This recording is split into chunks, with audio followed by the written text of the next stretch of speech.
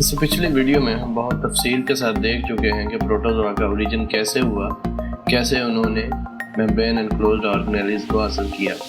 आज हम देखने जा रहे हैं कि प्रोटोजोआ का बॉडी फॉर्म जो है वो किस तरह से होती है और कौन कौन सी मेजर ऑर्गेनेल्स इनके अंदर पाई जाती हैं। हम सेल को मुकम्मल डिस्कस तो नहीं करेंगे, हम रिस्पेक्टिव सेक्शन के अंदर करेंगे, मगर प्रोटोजोआ को एनिमल किंगडम के साथ रखने की दो बड़ी वजूहात के अंदर पहली वजह एब्सेंस ऑफ सेल वॉल है और दूसरी बड़ी वजह मोटेलिटी का या मोटाइल लाइफ फॉर्म का किसी न किसी लाइफ स्टेज पे प्रेजेंट होना है, जो कि एनिमल कैरेक्टरिस्टिक है।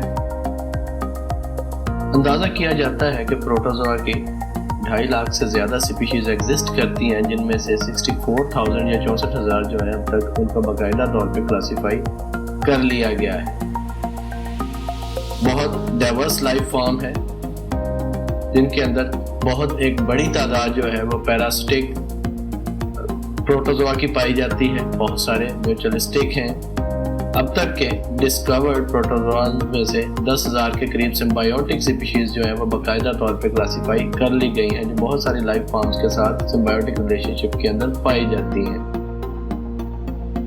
ये एक पॉलीफाइलेटिक ग्रुप है और सिर्फ एक इनमें से क्लेड जो है उसको बाकायदा तौर पर क्लेड का दर्जा दिया गया है, वो है सिलिएट्स, जिनका ओरिजिन जो है अब तक कन्फर्म है कि उनका जो ओरिजिन है वो कॉमन है। बाकी के सारे ग्रुप्स जो हैं वो मल्टीपली ओरिजिनेटेड है हिस्ट्री के अंदर, उनका कोई एक ट्रैक रिकॉर्ड नहीं मिलता या एक ओरिजिन से वो ओरिजिनेट होते हुए नज़र नहीं आते। तो सिलिएट्स जो है एक मेजर ग्रुप है जिनके अंदर पैरामीशिया और बहुत से दूसरे ऑर्गेनिज्म जो है हमें मिलेंगे। ये एक क्लेडोग्राम है जिसके अंदर मेजर लाइफ फॉर्म्स जो हैं वो दिखाई गई हैं। इस क्लेडोग्राम के अंदर अगर हम देखें तो तकरीबन 30 के करीब जो है अब तक यूकैरियोटिक क्लेड्स जो हैं डिस्कवर हो चुकी हैं, जिनमें से ये 16 जो हैं ये मेजर क्लेड्स हैं जिनको हम अंडर डिस्कशन लेके आएंगे। उनमें से जिनको हमने मार्क किया, ये वाली क्लेड्स जो हैं ये प्रोटोजोआन्स के अंडर आती हैं। उसके बाद हम शुरू करते हैं इसकी बॉडी फॉर्म के बारे में। तो बॉडी फॉर्म के अंदर सबसे अहम ऑर्गेनेली जो है वो सबसे पहले न्यूक्लियस है, जो कि हर ऑर्गेनिज्म की तरह इनके अंदर भी major organising head commanding role play करता है। यहाँ पर हम सिर्फ एक्सेप्शन एक का जिक्र करेंगे कि यूग्लेना के अंदर न्यूक्लियोलाई है वो सेल डिवीजन के वक्त भी कायम रहता है, जबकि बाकी के जो ग्रुप्स हैं उनके अंदर न्यूक्लियोलाई गायब हो जाते हैं। बाकी के लाइफ फंक्शन न्यूक्लियस के वही हैं जो बाकी ऑर्गेनिज्म के अंदर हम तफसील से देखेंगे सेल वाले पोर्शन में। उसके बाद हम देखते हैं हमारे पास दूसरी अहम तरीन ऑर्गेनेली जो है वो माइटोकॉन्ड्रिया है।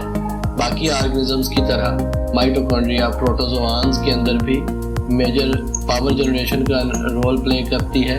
इसके अलावा कुछ एक्सेप्शंस देखते हैं तो हाइड्रोजिनोसोम्स के तौर पे भी ये पाई जाती है, जो कि कुछ एनएरोबिक जो हमारे पास प्रोटोजोआन्स हैं उनके अंदर मिलती है। ये एटीपी जनरेशन करती है और हाइड्रोजन प्रोड्यूस करती है। इसके साथ साथ काइनेटोप्लास्ट पाया जाता है जो कि एक मॉडिफाइड फॉर्म है माइटोकॉन्ड्रिया की। ये सिर्फ काइनेटोप्लास्टिडी एक बहुत बड़ा ग्रुप है प्रोटोजोआन्स का, ये हमें उसके अंदर मिलेगा। उसके बाद हमारे पास तीसरी अहम ऑर्गेनेली जो है जो कुछ एक्सेप्शंस के साथ हमें मिल सकती है, वो हमारे पास गोल्जी बॉडीज़ है। ये गोल्जी ऑपरेटस है, इसको डिक्टायोसोम भी कहते हैं। ज़्यादातर किंगडम प्लांटी के अंदर इसको डिक्टायोसोम कहा जाता है या इसको पैराबेसल बॉडीज़ भी कहा जाता है। इसको पैराबेसल बॉडीज़ कहने की सबसे बड़ी वजह ये बफेरोप्लास्ट या जो हमारे पास बेसल बॉडी बनती है फ्लैजेला या सीलिया की, ये उनके करीब condensed form of Golgi apparatus है। अभी तक इसका फंक्शन जो है वो प्रॉपरली नोन नहीं है। उसके बाद हमारे पास जो सबसे अहम ऑर्गेनेली हमारे सामने आती है वो हमारे पास प्लास्टिड्स हैं। कुछ जो ग्रुप्स हैं प्रोटोजोआन्स के जैसे यूग्रेनाइडी है, उसके अंदर प्लास्टिड्स भी पाए जाते हैं। दोनों डुअल काइंड ऑफ लाइफ वो शो करते हैं, हेटेरोट्रॉफिक और ऑटोट्रॉफिक दोनों मोड ऑफ लाइफ को स्विच कर सकते हैं।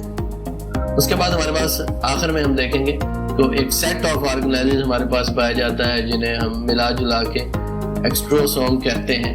ये वो सारी ऑर्गेनेलीज जो कोई भी प्रोटोजोआ जो इजेक्ट कर सकता है। यहाँ पर हम एग्जांपल लेते हैं ट्राइकोसिस्ट की। ट्राइकोसिस्ट पैरामीशिया या बहुत से दूसरे सिलिएट्स के अंदर पाया जाने वाला एक डिफेंसिव ऑर्गेनेली है, जिसको ये at a time of danger या at a time of predation अपनी बॉडी से इजेक्ट कर सकता है। ये एक हार्पून लाइक ऑर्गेनेली है जिसको दूसरे एनिमल की बॉडी के अंदर पेनिट्रेट करके ऑर्गेनिज्म जो है उसको प्रे कर सकता है।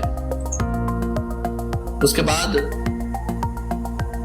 सबसे अहम चीज जो प्रोटोजोआन्स के अंदर पाए जाते हैं उनके लोकोमोटरी ऑर्गन्स हैं, जिसकी बुनियाद पे क्लासिकली बहुत सारे ग्रुप्स के अंदर इनको डिवाइड किया जाता रहा, जैसे पैरामीशिया था या सार्कोडीना था या हमारे पास अमीबोजोआ था। तो ये एक मेजर आइडेंटिफिकेशन मार्क्स के तौर पे जाने जाते थे। अब खैर मॉलिक्यूलर ऑर्गेनल क्लासिफिकेशन की वजह से ये कंसेप्ट काफ़ी चेंज हो चुका है। तो वैरायटी ऑफ लोकोमोटरी ऑर्गेनेलिज जो है वो प्रोटोजोआन्स के अंदर पाई जाती हैं। उनके अंदर मेजर हम देखते हैं। सबसे पहले हमारे पास सिलिया और फ्लैजेला हैं, जिनको मजमूई तौर पर अंडोलिपोडिया का नाम दिया जाता है क्योंकि दे कैन शो द अंडुलेशंस। ये एक वेव लाइक मूवमेंट शो कर सकते हैं। सबसे पहले फ्लैजेला, जिसका लिटरल मीनिंग है विप, जिसको विप्लैश या जिसको हम हंटर भी कहते हैं, जिस तरह उसकी मूवमेंट होती है हवा के अंदर, उसी तरह से ये वाटर के अंदर मूव करने की सलाहियत रखते हैं। और फिर हमारे पास अहम तरीन ऑर्गेनेली जो है वो सिलिया है। सिलिया का लफ्जी मतलब आई लैशेज है। जिस तरह आई लैशेज बहुत सारे नंबर के अंदर होती हैं और छोटी होती हैं। मेजर डिफरेंस जो है हमारे पास सिलिया और फ्लैजेला का वो साइज और इनके मूवमेंट पैटर्न का है। बाकी इनकी केमिकल नेचर और इनका ओरिजिन जो है वो ऑलमोस्ट सेम है। यहाँ पर हम एक यूक्लेना की मिसाल लेते हैं। इसके अंदर एक बहुत बड़ा फ्लैजेला पाया जाता है। इस फ्लैजेला का अगर हम क्रॉस सेक्शन देखें तो हमें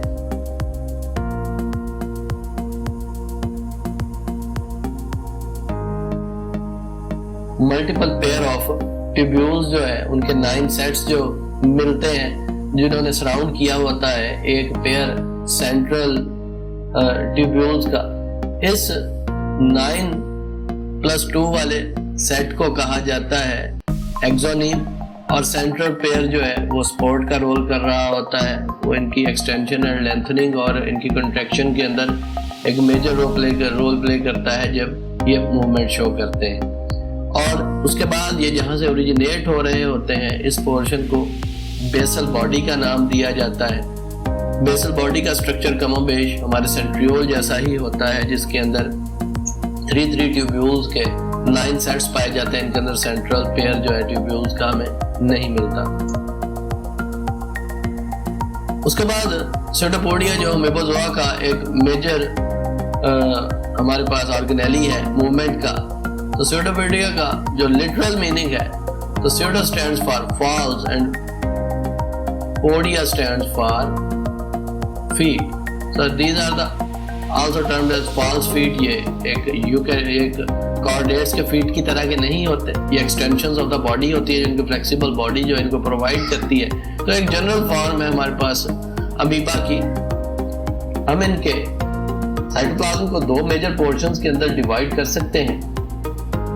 सबसे बाहर वाला पोर्शन एक्टोप्लाज्म कहलाएगा, जो कि जेल लाइक होगा, कदरे लेस फ्लूइड होगा, और अंदर वाला पोर्शन जो है वो एंडोप्लाज्म कहलाता है, जो कि मोर फ्लूइड होगा, लिक्विड होगा, और इसके अंदर हमारे पास ज्यादा फ्लूइडिटी पाई जाएगी। जो मेजर थ्योरी एग्जिस्ट करती है प्रोटोजोआन्स की मूवमेंट की, उसको फाउंटेन जोन थ्योरी कहते हैं, जिसके अंदर 2 मेजर जिस पोर्शन बनते हैं बॉडी के, एक्टोप्लाज्म और एंडोप्लाज्म। इसके अंदर अगर फ्रंट के अंदर देखें तो फ्रंट के अंदर एक कैप बनती है जिसको हाइलाइन कैप कहते हैं। हाइलाइन कैप के अंदर जो हमारा एंडोप्लाज्म है वो आगे की जानिब फ्लो करके एक्टोप्लाज्म के अंदर तब्दील हो रहा होता है। और इस तब्दीली की सबसे जो बड़ी वजह है, खास तरह की प्रोटीन होती है जिसको एक्टिन बाइंडिंग प्रोटीन्स कहते हैं, वो पॉलीमराइज होती है, और पॉलीमराइज होकर वो एक्टिन फिलामेंट्स के अंदर तब्दील होती चली जाती है। उन एक्टिन फिलामेंट्स में अंदर तब्दीली की वजह से जो हमारे पास लिक्विडिटी है वो चेंज होके कदरे जेल फॉर्म ले लेती है। और इसी तरह जो हिंटर पोर्शन जो है, जो posterior portion of the body होता है यूनिसेलुलर ऑर्गेनिज्म का, वहां पर एक्टोप्लाज्म जो है ये एंडोप्लाज्म में चेंज हो रहा होता है, डीपोलिमराइजेशन से, किसकी डीपोलिमराइजेशन से, एक्टिन बाइंडिंग प्रोटीन की डीपोलिमराइजेशन से, इस तरह से प्रीवियस पोर्शन से कंटिन्यूअस फोर्स जो है वो फ्रंट पोर्शन की तरफ लगती चली जाती है और ऑर्गेनिज्म आगे मूव करता चला जाता है। तो गाइस, इस सीरीज को मज़ीद देखने के लिए हमारे चैनल को सब्सक्राइब जरूर कीजिएगा, ताकि आने वाली हमारे पास पूरी एनिमल क्लासिफिकेशन की वीडियोस को हम आपके साथ मिलकर कवर कर सकें। आपके कमेंट्स, आपके सजेशंस का इंतजार रहेगा। अल्लाह हाफिज़।